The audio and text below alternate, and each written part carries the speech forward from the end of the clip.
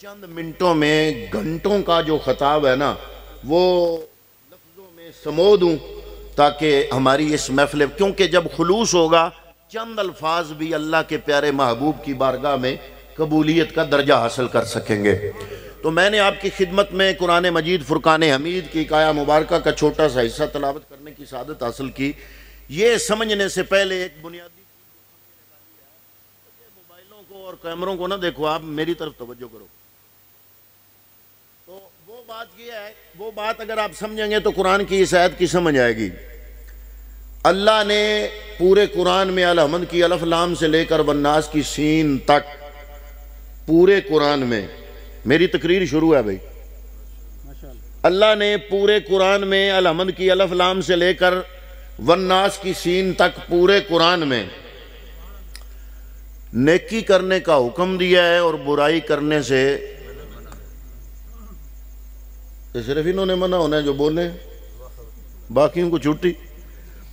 اللہ رب العالمین نے پورے قرآن میں الحمد کی الف لام سے لے کر والناس کی سین تک پورے قرآن میں نیکی کا حکم دیا ہے، برائی سے، سارے بولیے برائی سے۔ یعنی یہ نہیں ہو سکتا کہ اللہ رب العالمین استغفر اللہ خاکم بدہن، کہ رب کائنات قرآن میں برائی کا حکم دے استغفر اللہ خاکم بدہن، یہ نہیں ہو سکتا۔ پورے قرآن کریم میں میرے رب کریم نے نیکی کا حکم دیا ہے، برائی سے منع کیا ہے۔ حضرات محترم، لیکن یہ عجیب بات ہے کہ جو آیا مبارکہ میں نے آپ کے سامنے تلاوت کی، کام بھی نیکی والا ہے، کام بھی اچھا ہے، کام بھی نیکی والا ہے، لیکن اللہ نے اپنے محبوب کو اس کام سے منع فرما دیا۔ اللہ نے پورے قرآن میں نیکی کا حکم دیا، برائی سے منع کیا، لیکن اس آیہ مبارکہ میں کام نیکی والا ہے، کام اچھا ہے، کام اچھا ہے، کام نیکی والا ہے، لیکن رب العزت نے اپنے حبیب کو اس نیکی کا کام کرنے سے منع فرما دیا۔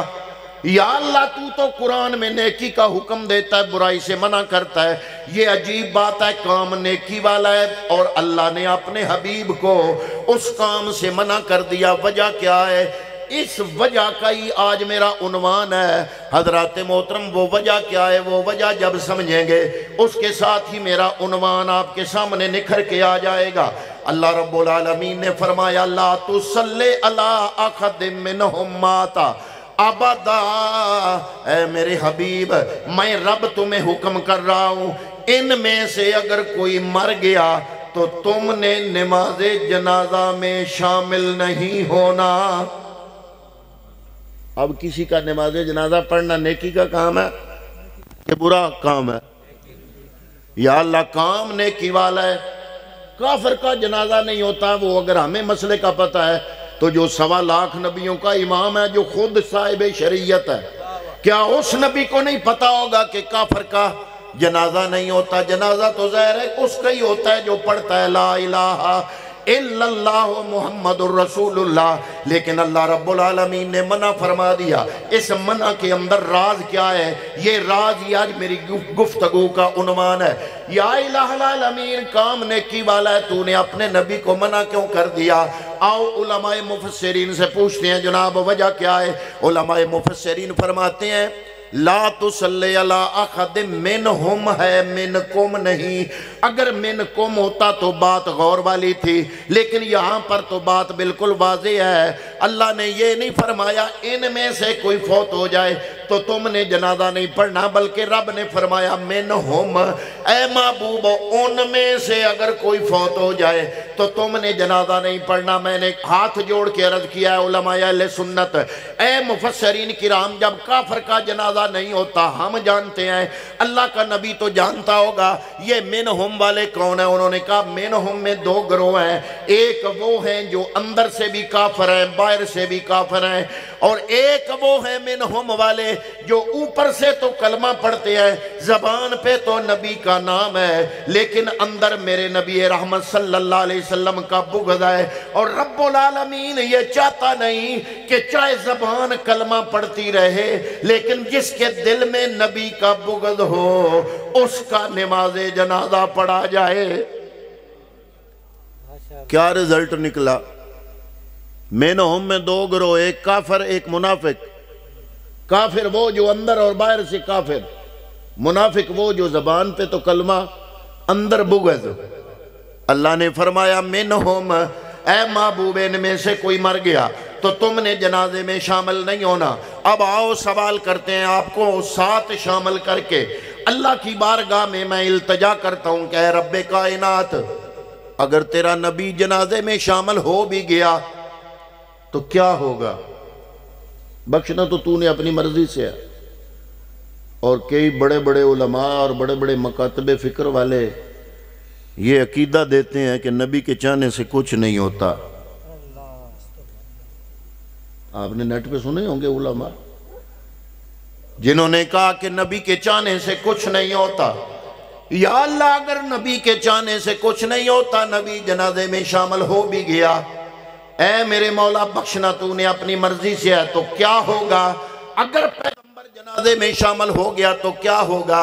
اللہ نے فرمایا یہی تو تمہیں پتہ نہیں، باقی سارے پڑھتے رہے اللہم اغفر لحینا، اللہم اغفر لحینا، میں نے بخشنا اپنی مرضی سے ہے۔ لیکن اگر جنازہ پڑھنے والوں میں میرا محبوب 1.25 لاکھ نبیوں کا امام شامل ہو گیا، اگر میرے نبی کی زبان سے نکل گیا اللہم اغفر لحینا و میتنا، میں نے یہ نہیں دیکھنا کہ میت کتنی گندی ہے، میں نے تو دیکھنا ہے کہ محبوب کی زبان ہے۔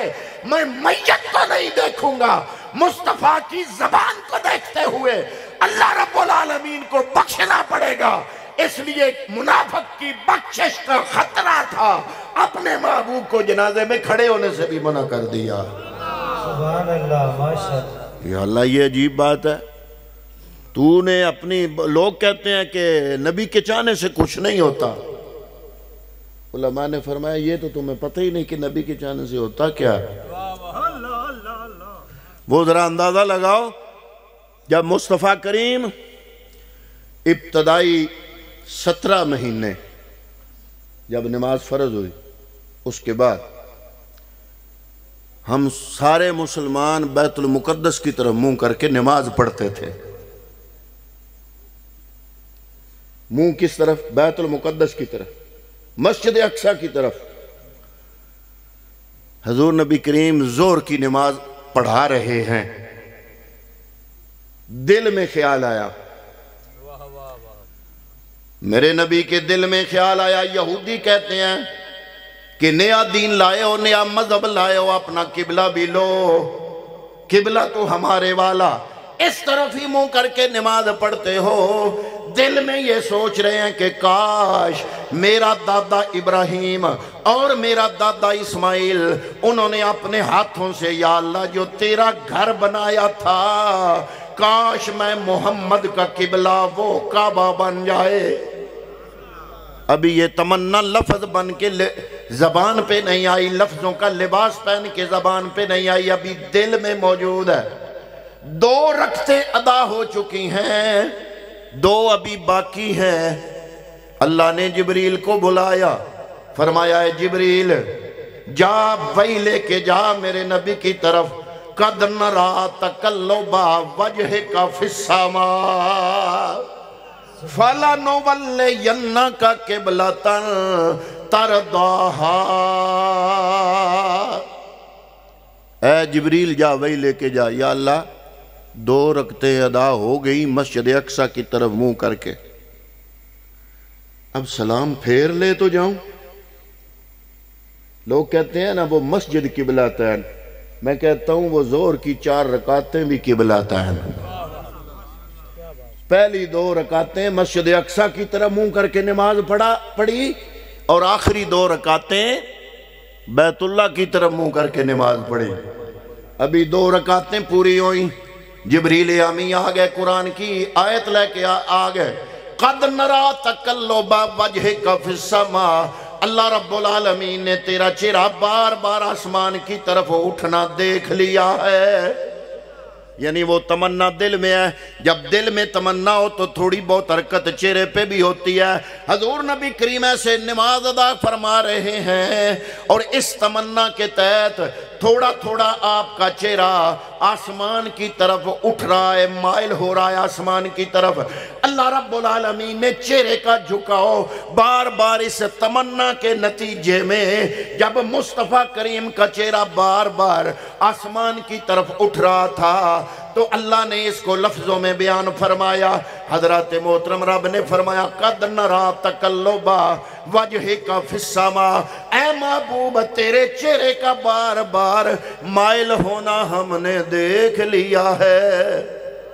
لب ہلے نہیں، ہاتھ چکے نہیں، لب ہلے نہیں، ہاتھ چکے نہیں، ذرا رخ دا رخ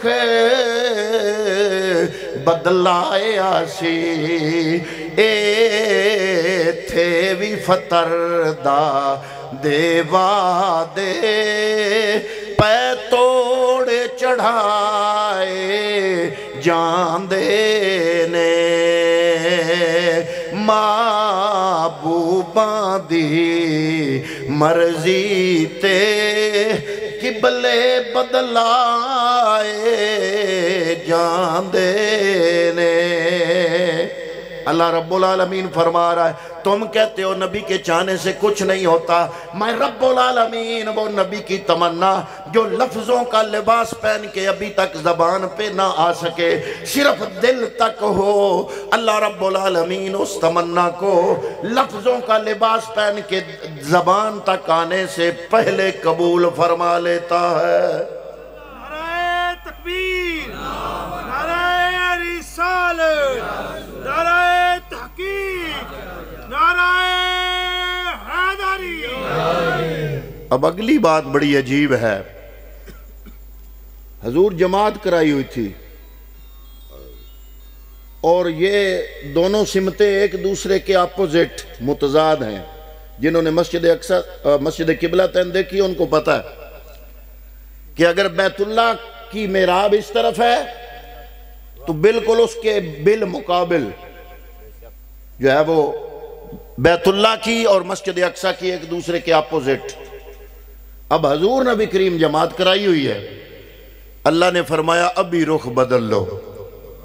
اب دو رکھتے تو پڑی مسجد اقصی کی طرف، پیچھے صحابہ، ادھر جماعت ہو رہی ہے۔ جب رب نے حکم دیا تو آپ اندازہ لگاؤ نا جماعت کا نقشہ کیسے ہوتا ہے۔ پیچھے مقتدی ہوتے ہیں، آگے امام ہوتا ہے، کعبہ ادھر ہے، آگے امام ہے، پیچھے مقتدی ہے۔ جب رخ بدلا، کعبہ بدلا، قبلہ بدلا، اقصی سے قبلہ بنا کعبہ، تو نبی نے رخ پھیرا تو کیا ہوا؟ پیغمبر جن کا چہرہ مبارک پہلے کعبہ کی طرف تھا، پشت مقتدیوں کی طرف تھی، مصطفیٰ نے اپنا رخ بدلا، چہرہ کیا مقتدیوں کی طرف، پشت کی بیت المقدس کی طرف۔ تو کیا ہوا؟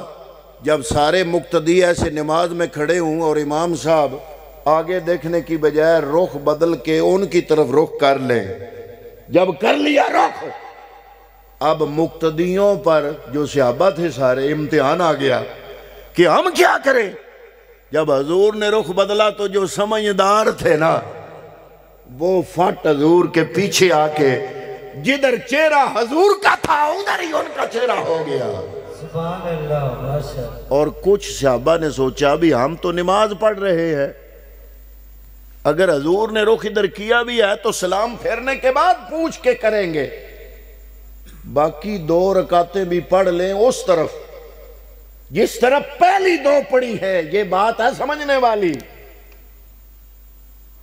جب سلام انہوں نے بھی پھیرا، کچھ حضور کے پیچھے آ گئے، کچھ نے ادھر ہی منہ رکھا اقصی کی طرف اور سلام پھیر دیا، اگلی بھی دو رکعتیں ادھر ہی مکمل کی۔ جب نماز مکمل ہوئی تو حضور کی بارگاہ میں مسئلہ پوچھا گیا، یا رسول اللہ اب کون دہرائے نماز؟ جنہوں نے رخ آپ کے پھیرنے کے ساتھ ہی پھیر لیا، کیا وہ دہرائے نماز؟ یا وہ لوگ جنہوں نے پہلی بھی تو 2 رکعتیں اقصی کی طرف منہ کر کے پڑھی، تو اگلی بھی 2 رکعتیں اقصی کی طرف اگر انہوں نے منہ کیے رکھا تو عقل تو کہتا ہے کہ نماز ہو جانی چاہیے۔ فرمایا بات قبلے کی نہیں ہے، جنہوں نے اگلی 2 رکعتیں اقصی کی طرف منہ کر کے پڑھی اللہ نے ان کی نماز قبول نہیں کی، اور جنہوں نے اگلی 2 رکعتیں پہلی اقصی کی طرف پڑھی اگلی کعبہ کی طرف پڑھی، رب نے محمد کا صدقہ ان کی نماز قبول فرما لی ہے۔ سبحان اللہ، ماشاءاللہ۔ اس مسئلے تے راتی سون لگے ہیں، غور کریا ہے۔ اور یہ وہ ہے جس کا جواب کسی نبی کی عظمت کا انکار کرنے والے عقیدے والے کے پاس نہیں ہے، اور یہ قرآن سے ہے۔ تو فرمایا اگلی 2 رکعتیں تھیں تو اقصی کی طرف ہی، پر میعاد قبلے کی گزر گئی تھی۔ قبلے کی میعاد اتنے تک کی تھی جتنے تک مصطفیٰ کا چہرہ ادھر تھا۔ جب مصطفیٰ کا چہرہ پھر گیا تو پھر وہ قبلہ نہ رہا، بلکہ اعلیٰ حضرت امام اہل سنت مجدد دین و ملت الشاہ احمد رضا خان بریلوی نے تو کمال کر دیا۔ انہوں نے کہا حاجیو آؤ شہنشاہ کا روزہ دیکھو، کعبہ تو دیکھ چکے، اب کعبے کا کعبہ دیکھو۔ وہ کعبہ ہے اور مصطفیٰ کریم کعبے کا بھی کعبہ ہے۔ چلو یہ تو سمجھ میں آگئی کہ مصطفیٰ کریم اگر اپنی زبان اقدس سے لا تصلی اللہم اغفر لحینا کا لفظ بولے تو اللہ فرماتا ہے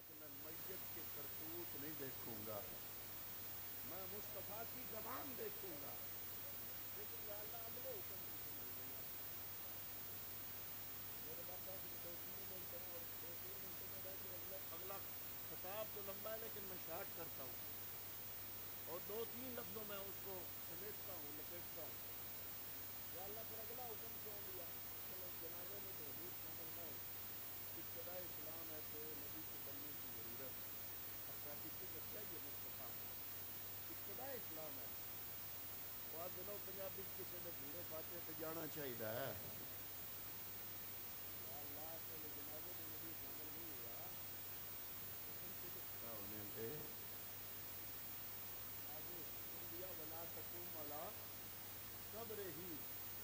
اے نبی قبر پہ بھی کھڑے نہیں ہونا، یا اللہ وہاں تو خطرہ تھا بخشش کا، یا محبوب تم نے جنازے میں نہیں جانا بخشش نہ ہو جائے۔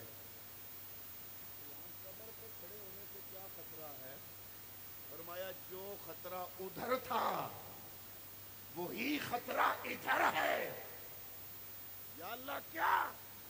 فرمایا محبوب اگر قبر پہ بھی کھڑا ہو گیا تو تم دیکھ نہیں رہے کہ وہ مٹی، اب سننا ذرا، وہ مٹی جس کے اوپر پیغمبر کے نالین مقدس ہیں، ایک طرف نبی کے جوتے سے مس ہو رہی ہے اور دوسری طرف قبر والے کے بدن سے مس ہو رہی ہے۔